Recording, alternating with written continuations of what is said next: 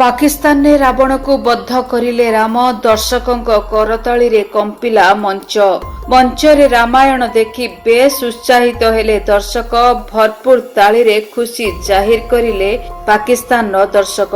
नमस्कार डीटीवी ओडिया रो एही स्वतंत्र उपस्थापना को आपण समस्त को स्वागत। दर्शक बंधु पाकिस्तान ने देखिबाकू मिलिछि रामायण रो जलवा मंचरे रामायण देखि बेस उत्साहित होई पड़िछंती दर्शक भरपूर ताली रे खुशी जाहिर करिछंती दर्शक। पाकिस्तान रे मौज नामक एक नाटक दल भारतीय रामायण को मंचस्थ करिछंती जहार चर्चा एबे चारियाडे देखिबाकू मिलिछि। पाकिस्तान नो कराची सहर रे थिबा कराची एक्टर्स काउंसिलिंग रे एक नाटक मंचस्थ होइतिला। नाटक दल मौज एही नाटक रे कृत्रिम बुद्धिमत्ता बा एआई रो व्यवहार करी चरित्र गुडी को जीवंत करिवार प्रयास करितिले। एथिपई सेमानकु बहु प्रशंसा मध्य मिलिछि। एही नाटकर निर्देशक युहेश्वर करेहा कहिसंती जे से केबे भाबी नथिले रामायण मंचस्थ करिबा पई आ लोकमाने तांकु पसंद करिवे कि नाही तांकु कोनोसी प्रकारर विपदर सम्मुखीन हेबाकू पड़िबो बोली से संदेह रे करथिले। से कहिसंती जे लोकमाने एहाकू बहु सुंदर भाबरे पसंद करिसंती। से कहिसंती रामायण को मंच रे जीवंत करिबा थिला अविश्वसनीय अनुभूति। निर्देशक युहेश्वर करेहा कहिसंती मंच रे रामायण को जीवंत करिबा मो पई एक अविश्वसनीय अनुभूति थिला। एहा सहित साधारण रे धारणा रही आसीछि जे पाकिस्तान जनता असहिष्णु बोली मात्र एपरि नुहे सेमाने वास्तव रे खूब सहिष्णु अटंती। प्रशंसा रे शतमुख समीक्षक निर्देशक आहुरी कहिसंती जे रामायण नाटक को दर्शकंकर खूब भल पाइबा मिलिछि। समीक्षक माने मध्य कलाकार को खूब प्रशंसा करितिले। कला और सिनेमा समीक्षक ओमेर अल्वी कहिसंती जे तांको कहानी रो सच्चोटता खूब प्रभावित करितिला। एहा सहित संगीत लाइट रंग बेरंगर पोशाक तथा पूरा नाटकर भव्यता मन मोहिथिला। नाटकर कहानी उच्च कोटीर थिला। नाटकरे मां सीतांकर भूमिका करिथिबा राणा काजमी कहिसंती एही प्राचीन प्रसंग रे जोड़ी होई मो बहुत खुशी और दर्शकंक सामने एहाकू प्रदर्शित करी रोमांचित अनुभव करूछि।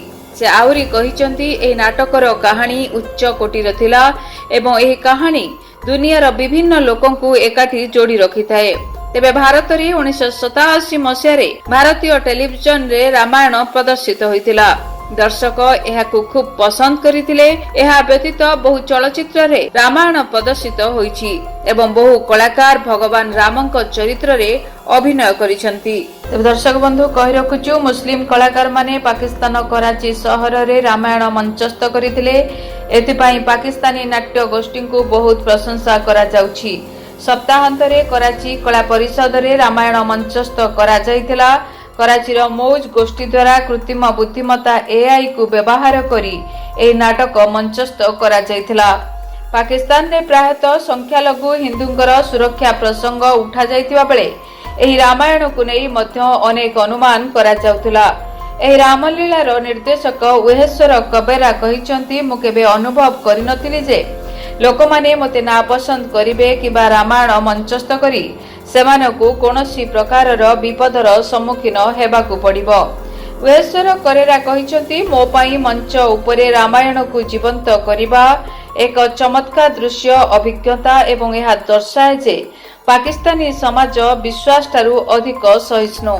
से कहिसंती नाटकटी भल प्रतिक्रिया पाइछि एवं अनेक समालोचक एहार निर्माण एवं कलाकारंकर अभिनय को प्रशंसा करिसंती। पाकिस्तान ने कला एवं चलचित्र समालोचक ओमेर अल्वी कहिसंती से कहानीर सच्चोटता द्वारा प्रभावित होइसंती। से कहितिले जे रामायण प्रदर्शन समय कलाकार मानकर आलोक व्यवस्था संगीत रंगीन पोशाक एवं अभिव्यक्तिक डिजाइन कार्यक्रम को आहुरी सुंदर करितिला। से कहितिले रामायण एक कहानी जहा विश्वर लक्ष लक्ष लोकंक सहित संजोग स्थापन करे। कराची रे अनुष्ठित ए रामायण प्रदर्शन रे माता सीतांक भूमिका रे अभिनय करिथिबा प्रयोजक राणा काजमी कहिसंती जे दर्शकंक पई ए प्राचीन कहानी को एक लाइव अभिज्ञता भाबरे उपस्थापन करिवार धारणा रे से बेस उत्साहित। Bureau report DTV Odia. 18 मई 2025 राहु चलिबे मीनरू वक्राचार हो कुंभ राशि 18 मई 2025 रु 5 डिसेम्बर 2026 पर्यंत राहु रहिबे कुंभ राशि। तेबे राहु केतुंकर चलन आपण को जीवन को किपरि करिवो प्रभावित जानिया पई देखंतु डीटीवी ओडिया। मेष ठारू मीन पर्यंत आपण मानक राशि राहु केतु चलन जानतु फलाफल देखंतु केवल डीटीवी ओडिया। देखिबा पई चैनल को सब्सक्राइब करंतु आपण वीडियो को सर्च करंतु राहु केतुंक संपर्क रे निज राशि राहु केतु चलन एवं प्रभाव विषय आपण जानि परिबे। देखंतु राहु चलन केवल डीटीवी ओडिया।